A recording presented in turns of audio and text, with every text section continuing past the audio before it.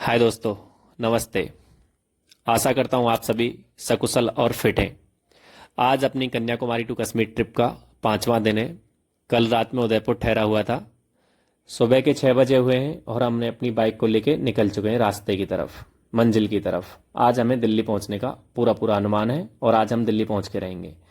तो अभी सुबह जैसे ही उदयपुर में देखा जा रहा है कि रोड पूरी खाली है। एक दो आदमी हैं जो इधर उधर के अपने नॉर्मल कामों के लिए जा रहा है। कोई कचरा लेके जा रहा है, कोई मॉर्निंग वॉक से आ रहा है, जो नॉर्मल लोगों के काम होते हैं। जैसा कि गाड़ी में अभी टंकी दिखा रही है, मतलब इंडिकेशन दिखाया जा रहा है कि गाड़ी की पेट्रोल खत्म होने वाली है। ओह, ट्रिप एफ आ रहा है। इसका मतलब ऑलरेडी 55 किलोमीटर बाइक रिजर्व में चल चुकी है। तो जल्दी से जल्दी चलो, समय ना नष्ट करते हुए हम पेट्रोल पंप की तरफ चलते हैं और गाड़ी में सबसे पहले पेट्रोल डलाते हैं। गाड़ी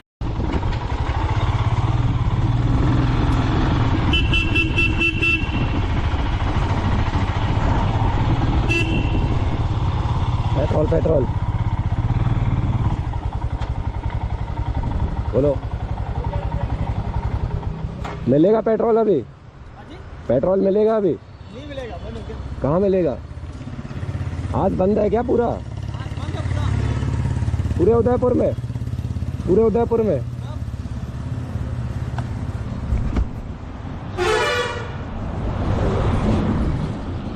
यार एक लीटर भी नहीं है, इतना सा भी नहीं है। कहाँ से कैसे जाऊंगा मैं? और पेट्रोल 6 बजे बंद हो गया बिल्कुल। 70 पेट्रोल पंप बंद हो गया आज तक। नहीं मिलने वाला नहीं। भाई कुछ जुगाड़ करवा दो। नहीं जुगाड़ नहीं हो सकता। डबल ले लो, ट्रिपल ले लो, बहुत दूर जाना है। जुगाड़ भी नहीं हो सकता ना। मतलब खत्म हो गया, 10 किलोमीटर भी नहीं जा पाएगा। क्या कर सकते हैं बताओ। पूरा राजस्थान बंद है। पूरा रास्ता में बंद है, कहीं नहीं।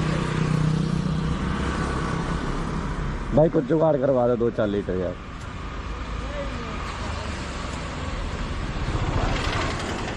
पूछ लो यार, डबल ले लेना, क्या कर सकता हूँ।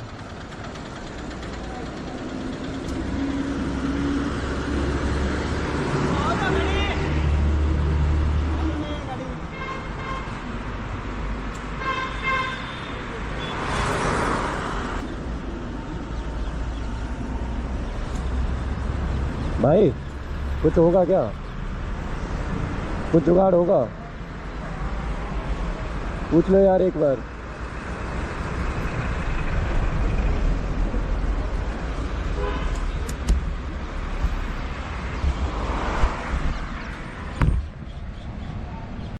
तो दोस्तों, बड़ा निराश हूँ, पेट्रोल नहीं मिली है। चलो आगे पेट्रोल पंप एक और आ चुकी है, इस पे देखते हैं क्या होता है।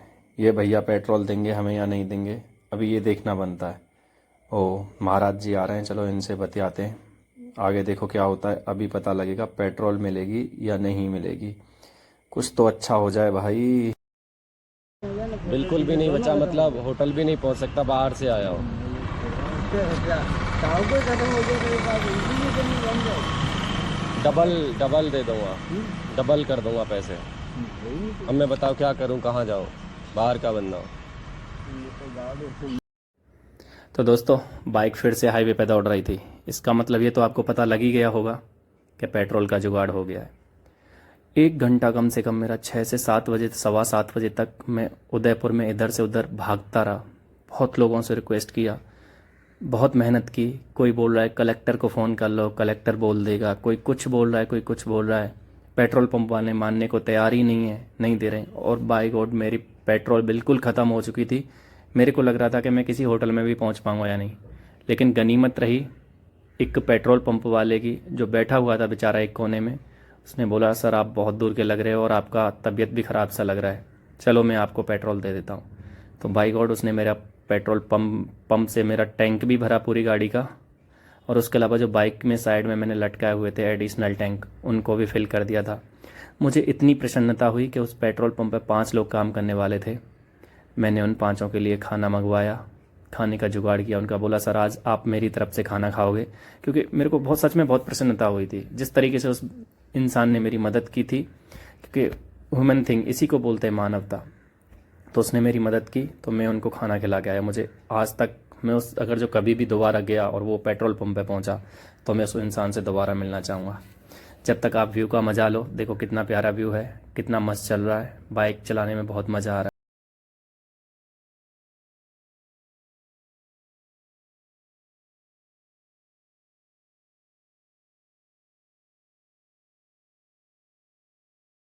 तो दोस्तों आपने एक चीज़ नोटिस किया क्या, आज मेरी बाइक बहुत स्लो चल रही है। 60, 70, 75। आपको अनुमान है क्यों धीरे चल रही है? क्योंकि आपको पता होगा कि थोड़ी देर पहले मैं पेट्रोल के लिए भटक रहा था। तो मैं चाहता हूँ कि ये जितना लंबा जा सके इस कम पेट्रोल में उतना ज़्यादा से ज़्यादा जाए। इसीलिए मैं बेस्ट एवरेज पाने के लिए बाइक को अपनी को 65-70 चला रहा था। इतनी खाली रोड होने के बाद भी 70-75 चला रहा था। और आप बिलीव नहीं करोगे, बाइक का एवरेज जो मेरे को 20-22 का मिल रहा था 1 लीटर में, वो 30 को क्रॉस कर गया था। तो इसीलिए मैं बहुत प्यार से अपनी बाइक चला के लेके जा रहा था हाईवे पर मस्त आराम से, क्योंकि मुझे पेट्रोल बहुत ज़्यादा बचानी थी। तो दोस्तों जैसे जैसे हम मंजिल की तरफ बढ़ते जा रहे हैं, रास्ता बहुत खूबसूरत होता जा रहा है। आप मेरे बाएं हाथ की तरफ देखें, एक भोलेनाथ जी की बहुत बड़ी प्रतिमा है, जिस प्रतिमा की हाइट 369 फीट है, जो इस विश्व की सबसे बड़ी प्रतिमा है। और ये उदयपुर से आप अगर अजमेर की तरफ जाएंगे तो आपके लेफ़्ट साइड में एक ब्रिज से बहुत अच्छे तरीके से दिखाई देती है। आप भी यहाँ पे जा सकते हैं और भोलेनाथ का आशीर्वाद ले सकते हैं। तो मेरे साथ अभी सभी जोर से बोलेगा, बोलो हर हर महादेव, जय भोलेनाथ। तो दोस्तों चलो, भोलेनाथ जी के दर्शन हो चुके हैं, आगे बढ़ते हैं। अगर जो आप राजस्थान से पास हो रहे हैं तो ध्यान रखिएगा, आपको हर जगह पे जानवर ज़रूर मिलेंगे। कहीं पे भैंस मिलेंगी, कहीं पे गाय मिलेंगी, कहीं पे कुत्ते होंगे। तो गाड़ी ज़रा ध्यान से चलाइएगा और स्पीड लिमिट करके चलाना, ठीक है? थोड़ा कम ही चलाना, ज़्यादा नहीं चलाना है। और उनसे तो बच जाओगे, लेकिन आपको देश की एक खूबसूरती के बारे में बताता हूँ जो हर जगह मिलेगी। लोकल बाइकर्स, ना हेलमेट होगा ना कुछ होगा, 3-3, 4-4 जाएंगे। जैसे इनको देखो, अभी मैं लेफ़्ट से निकाल रहा हूँ, लेफ़्ट में ले लिया। अभी मैं राइट से निकाल ही रहा था कि राइट में छपाक से ले लिया। तो ऐसे लोगों से बच के रहना। तो दोस्तों चलो आगे बढ़ते हैं। जैसा आप देख रहे हैं आगे का माहौल, ये चीज़ मेरा कभी भी पीछा नहीं छोड़ती है। हर वक्त मेरे पीछे, हर वक्त मेरे पीछे। मैं चला और ये आई, मैं चला और ये आई। और इसे बोलते हैं बारिश। होती तो बहुत प्यारी है, क्योंकि राजस्थान से होके पास हो रहा था मैं, और बहुत गर्मी थी। उदयपुर वाले रूट पे मेरा बुरा हाल हो गया था और बारिश आ गई। मतलब ये आगे आंधी है, धुंध है, लेकिन बारिश आने की पूरी संभावना है और बारिश आने के चांसेस बढ़ चुके हैं। ये साइड की रेलिंग आपको निर्धारित कर देती हैं कि आपकी जयपुर में एंट्री होने वाली है। जयपुर, मेरी जयपुर में एंट्री होने वाली थी, जयपुर की सड़कें और बारिश आ चुकी थी और ट्रैफिक हो रखा है। चलो तो हम भी ट्रैफिक के मज़े ले लेते हैं। अब बाइक चलाओगे तो ट्रैफिक के मज़े तो लेने पड़ेंगे ना। RJ19, लेकिन जैसे ही आपको RJ14 दिख जाए समझ लेना जयपुर की गाड़ी आ गई। मेरे पास भी एक बाइक है जो RJ14 की है, वो बहुत पुरानी है, जब मैं जयपुर में पढ़ा करता था। आगे का मौसम बहुत खतरनाक होता जा रहा है और डर लग रहा है। जैसे कि आपने देखा, हाथ से ग्लव्स निकल चुके हैं। इसका मतलब बारिश बीच में आई थी, मैंने GoPro को ऑफ किया था और मैं ट्रैफिक में फंस गया था। तो उस टाइम पे मैं पूरा भीग गया, मेरे ग्लव्स भीग गए। तो ग्लव्स मैंने निकाल के पीछे बाहर लटकाए हुए हैं, जो धीरे धीरे सूख जाएंगे। मैंने अपनी जैकेट का थोड़ा बहुत खोला हुआ है। आप एक चीज़ याद रखना, मैं ग्लव्स अपने जब ही निकालता हूँ जब वो भीग जाते हैं। तो आप कभी भी अगर जो बाइक पे जा रहे हैं तो ग्लव्स निकाल के ना जाएं, सेफ्टी का पूरा ध्यान रखें। और अभी हम कोटपुतली की तरफ बढ़ दिए हैं और मैंने अपना पूरा सामान जितना भी मेरे पास गीला हो रखा था वो निकाल के बाइक पर इधर उधर लटकाया हुआ है। इवन मेरे इनर वियर्स तक भी भीगे हुए हैं, मेरे शूज़ में बहुत पानी घुसा हुआ। भीग तो मैं पूरा चुका ही था, लेकिन भूख भी बहुत ज़्यादा लग रही थी मेरे को। अब मैं खाने की तलाश में इधर उधर भटक रहा था। रास्ता चलता जा रहा था, भूख बढ़ती जा रही थी। तो मैं रास्ते पे देखता जा रहा था कि बैनर लगे हुए थे, भूल न जाना किंग का खाना, भूल न जाना किंग का खाना, 20 किलोमीटर, 19 किलोमीटर। तो धीरे धीरे मैं उस किंग के खाने की तरफ बढ़ रहा था। और जैसे जैसे मैं उस किंग के खाने की तरफ बढ़ रहा था, मेरी भूख बहुत बढ़ती जा रही थी और भूख मेरे को बहुत ज़्यादा लगने लगी थी। ऐसा लग रहा था बाइक रुकते ही 15-20 रोटियां खा जाऊंगा। और देखो, तो हम चूक न जाना किंग का खाना, वहाँ पहुँच चुके थे। इसके अंदर मैंने बड़ी रिक्वेस्ट करने के बाद बाइक को अपनी को बाहर पार्क किया था, क्योंकि ये लोग मेरी बाइक अलाउ नहीं कर रहे थे। बोल रहे थे कि बाइक पार्किंग में खड़ी करो। तो ऐसा तो नहीं है कि इतना सामान है बाहर लटका हुआ है, मैं उसको बाइक पार्किंग में दूर जाके खड़ी करूं और मैं अंदर जाके बैठ के खाना खा लूं। तो रिक्वेस्ट करने के बाद काफ़ी उन्होंने मेरी बाइक जस्ट मिरर के सामने, जो आगे लगा हुआ है ग्लास, इसके सामने रखवा दी। मैंने यहाँ जाके मस्त चाय पी थी। चाय पीने के बाद खाना खाया था। खाना बहुत स्वादिष्ट था इनका। मैंने मशरूम ऑर्डर किया था और मेरा फेवरेट है मशरूम। अंदर में आराम से बैठा मुंह वगैरह धोया। ये देखो कैसे देख रहा है, क्योंकि मैंने अपना हेलमेट निकाला नहीं। बाइकर्स की आदत होती है हेलमेट निकालते ही नहीं है, रील बनाओ ना बनाओ कुछ भी करो हेलमेट पहन के जाएंगे। इधर मेरे को चेयर मिली, मस्त बैठ के खाना खाया, और खाना खाने के बाद मैं फिर बाहर आया।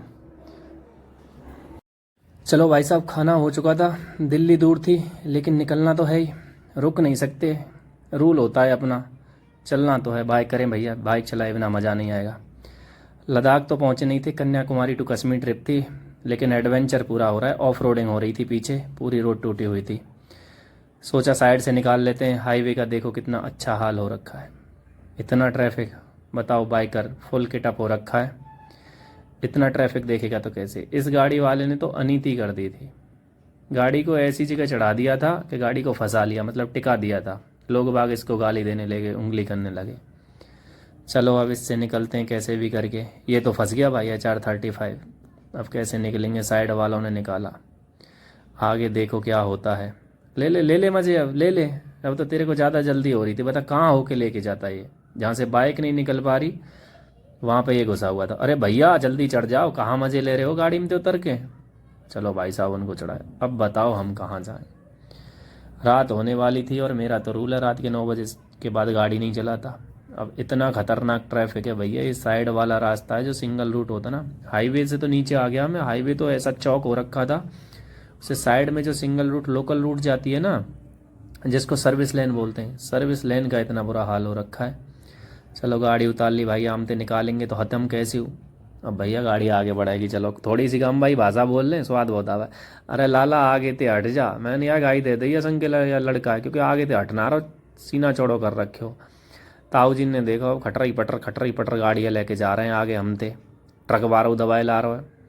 चलो फिर दोबारा से नॉर्मल लैंग्वेज पे आ जाते हैं। और भाई साहब इतने ट्रैफिक में कम से कम 11-12 किलोमीटर चलाई गई थी। बुरा हाल हो गया था गर्मी में, लेकिन बाइक करें, बाइक चलाए हुए को तो स्वाद आवे भैया। हाईवे थोड़ी मिलेंगे रोज़, ये प्रॉब्लम तो फेस करनी पड़ेंगी।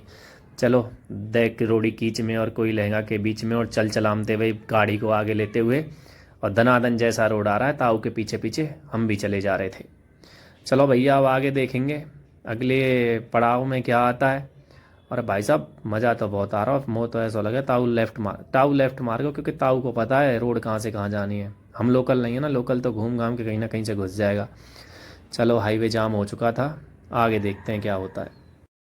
हे भगवान ऐसे कैसे पहुंचूंगा, ये ट्रैफिक मेरा पीछा क्यों नहीं छोड़ता है। तो आप देख रहे हो शाम के 4 बजे से ट्रैफिक में हूँ, और भैया रात के 8 बजने वाले हैं। 12-13 किलोमीटर का रास्ता था ये, और 4 घंटे से ज़्यादा हो चुके थे इस रास्ते पे मेरे को चलते चलते। अरे भैया साइड में हट जा, कहाँ आ गया तू, हट जा निकल जा, उल्टा आ रहा है, कोई रात में चटका जाएगा। भाई साहब ट्रैफिक पीछा नहीं छोड़ रहा। इससे ये निष्कर्ष निकलता है आप लोगों के लिए भी, क्या जो राजस्थान से गुड़गांव के लिए जो रूट जा रहा है हरियाणा वाला, उस पर रात में शाम के टाइम ना चले, क्योंकि 4-6 घंटे में जब आप 10-11 किलोमीटर चलाओगे तो कष्ट बहुत ज़्यादा ही होगा, जैसा कि आप मेरे को देख पा रहे हैं। दुख में भी बहुत ज़्यादा है, मुझे भी बहुत ज़्यादा दुख है, क्योंकि मेरे को पहुंचना था दिल्ली। अब रात हो गई, 8 बज गए, अभी तो गुड़गांव ही ना पहुंचे हम।